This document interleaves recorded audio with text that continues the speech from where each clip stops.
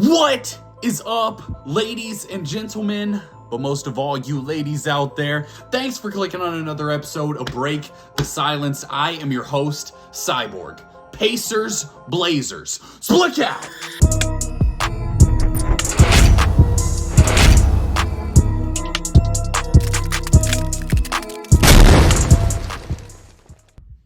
I just got back from Tennessee about 3 hours ago, and I told my dad we need to hurry home because tonight I need to watch the Indiana Pacers, and for good reason. This Indiana Pacers team is extremely entertaining to watch. Before the season, we thought that this was going to be one of the worst teams in the NBA, potentially in the Victor Wembanyama sweepstakes.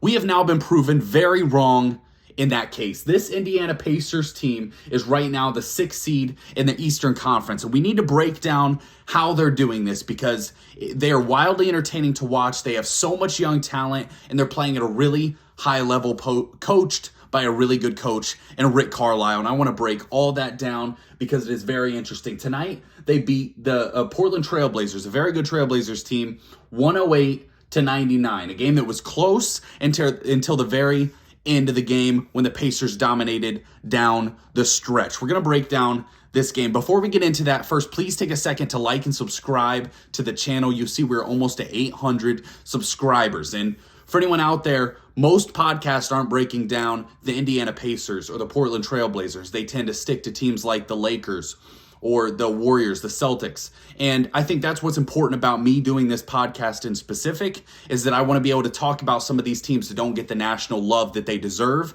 and the credit that they deserve. So we really sat down, we broke down the numbers of the Pacers, and we're going to get into this. I think when you're looking at this team, what's the most dramatic improvement from last year? Obviously, you added a great young rookie in Benedict Mathurin. Right now, Benedict Mathurin is leading the league in points per game off the bench, and he's probably second place right now in the running for Rookie of the Year. He's a great young player for the Indiana Pacers, but they saw a real step forward in the development of Tyrese Halliburton. And Tyrese Halliburton is one of my favorite players in the NBA. I think he's one of the most talented young players and a guy that I would really love to have if I'm building a roster. And when you look at the way that the Pacers have built their roster from year to year, they've one of the best front offices in the league.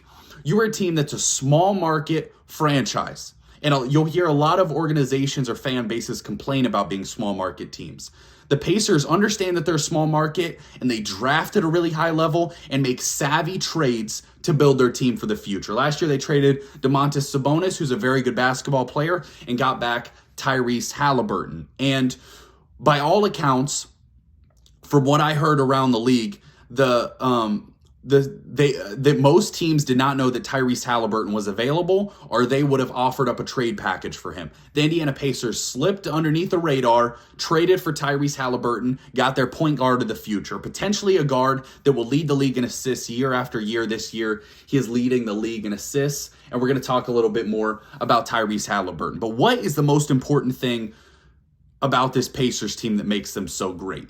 To me, it is execution down the stretch when it matters most. They now lead the league in clutch wins with tonight's win. They're coached by Rick Carlisle, an NBA champion, a guy who's been there, done that, coached superstars in Dirk Nowitzki, coached at a high level, coached in big moments, and knows how to execute when it matters most. So that's why when you look at this Pacers team, they're middle of the pack in offensive rating. They're about 20th in defensive rating. So they're a team that doesn't blow you away with any of their team numbers. But when it matters most and when execution is most important in the NBA, that's when they come through in the greatest moments. Right now, they're number 6 in the Eastern Conference, and they're just 2 games behind the Philadelphia 76ers for that 5 seed. And once you start getting there, you're right in the mix of those teams competing in the Eastern Conference. What else makes the Indiana Pacers so great? They're the number 1 team in the NBA in transition offense. So what does that tell you? That tells you that this team plays really hard on a night-to-night basis, and they're getting real contributions from a lot of their players. And this starts with your stars, your Tyrese Halliburton, your Myles Turner, your Buddy Hield, your Benedict Mathurin. And the thing that I think is really impressive with this roster is they don't have one guy averaging 30 points a game. Tyrese Halliburton leads their team with 21 points a game. But they have 4 guys on their roster that are averaging over 15 points per game.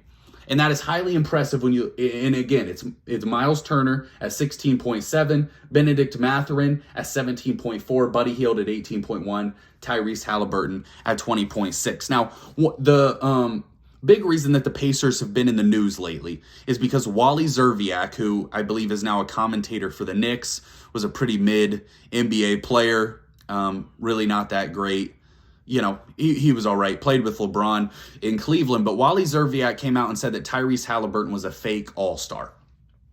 And this really ruffled my feathers because, like I said, I am a huge Tyrese Halliburton advocate, and I think that if you're building a team around a guard who can facilitate and run the offense at a high level, that's exactly what I would want to build my team around.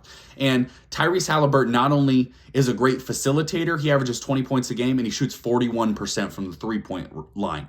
So this guy is highly efficient. He scores. He passes the ball at an elite level. What you notice when you watch the Pacers is they get a lot of open shots. It's because the way that he sets up the offense, the way that Rick Carlisle has this offense running is really, really impressive. And they have three-point shooters all over the court. And Buddy Hield, Myles Turner can hit the three-point shot. Aaron Nesmith is a three-point shooter. And they're really getting the best out of some young players. Another player that they traded for that didn't play tonight was Jalen Smith. They traded for Jalen Smith from the Phoenix Suns, and that's another trade that you feel like the Phoenix Suns, or that the Indiana Pacers were able to take advantage of the other team a little bit. You don't really understand why the Phoenix Suns would make that trade. The Indiana Pacers also lead the league in multiple categories as far as some of their players. Tyrese Halliburton leads the league in assists. Buddy Hield leads the league in three-pointers made. He's an absolute sniper. We talked about Benedict Mathurin leading the league in bench points per game, and Myles Turner is third in blocks in the NBA. And then Tyrese Halliburton is third in steals. So they're playing at a high level in so many ways. And when you're looking at this game tonight specifically, one of the things that I was highly impressed with is how difficult they made it for Damian Lillard to score. It felt like it was nearly impossible for Damian Lillard to get a shot off. And tonight he finished 7 of 24 for 19 points. 7 of 24 for Damian Lillard is an absolute win if you're the Indiana Pacers, because Damian Lillard is one of the most electric scorers in the entire NBA. And if you're able to contain him, make him shoot inefficiently, make him shoot tough shots, send doubles his way, make him, not sure what he's seeing, force him into maybe some bad decisions, that's when you know that you're playing with a lot of effort and that your scheme is at a really, really high level. Right now, the Indiana Pacers are third in the entire NBA in assists. They're third in the NBA in blocks. And what we see from them is that they play so cohesive and they have so many young guys contributing. And I want to shout out a couple guys that, typically don't get a lot of respect in the national media.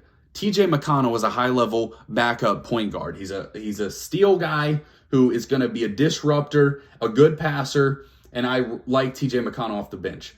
O'Shea Brissett, their small forward, he's a young guy. I believe he's in his second year in the league. Don't quote me on that. I think last year was his first year. But he's another nice young forward, averaging 5.9 points a game. Chris Duarte averaging 6.5. Isaiah Jackson averaging 6.8. Andrew Nembhard averaging 8.1. Aaron Nesmith. Now, as many of you know out there, I am a Boston Celtics fan. I had the opportunity to watch Aaron Nesmith with the Boston Celtics, and he never got the opportunity to shine. He never got real playing time. And this is a guy that plays so hard, can shoot the three ball, plays with effort, is athletic, will defend at a high level, will do everything you ask of him to do because he wants to make it known that he deserves a roster in the NBA. And Aaron Nesmith has really found his spot on this Indiana Pacers roster. And like I said, Jalen Smith averaging 10 points a game. They're playing at such a high level. They're 7-3 in their last 10 games. And right now, you don't want to face the Indiana Pacers because they play at a high level. They're so well coached. And I think that they're one of the most well-run organizations in the entire NBA. I want to touch briefly on the Portland Trailblazers because the Portland Trailblazers are obviously a team that has a lot of top-end talent. When you talk about Damian Lillard, Anfernee Simons is playing at a very high level. Jerami Grant trade looks great for him. But they're 19-19 for the season. Now, part of this is because Damian Lillard has missed How many games is that? 13 games. And they're a team that kind of struggles with health. They have Gary Payton that hasn't really got to play this year. And then, Jusuf Nurkic is a little in and out of the lineups. And they just have a lot of guys that are kind of in and out of the lineup. But this Portland Trailblazers team started the season really hot, and they're starting to fall back down to earth a little bit. It's a team that you wonder if Damian Lillard will want to stay there. It's been the conversation for years. He has said over and over again he wants to stay with the Portland Trailblazers. And they went out and tried to get Jerami Grant make a move. They went out, re-signed Anfernee Simons to a big contract. And both of those guys are playing at a high level. And if Damian Lillard's able to stay on the floor, this Portland Trailblazers team can be one that competes for a playoff spot. You just wonder what their ceiling is with your second best player being a Jerami Grant, Anfernee Simons. Do you need one more high-level player to really make this team go? Is that Shaedon Sharpe? Is that their rookie Shaedon Sharpe that will compete in the dunk contest? Is an athletic freak? Is he the missing piece of that puzzle that they can add and take that next step towards contention in the Western Conference? Or are they going to be stuck there right in the middle? That's the question we got to ask ourselves with the Portland Trailblazers. Really entertaining basketball game. If you're an NBA fan that doesn't get an opportunity to watch some of these other teams, doesn't get a chance to watch Tyrese Halliburton, Damian Lillard, and the Portland Trailblazers, there's a million games on. It's hard to watch every team in the NBA. Really take some time. Watch the way that the Pacers play basketball. Tyrese Halliburton is so fun to watch, the way that he sets up his teammates. Buddy Hield's an absolute sniper. Myles Turner's playing at a high level. Both of those guys playing like they got something to prove after being in trade discussions all year.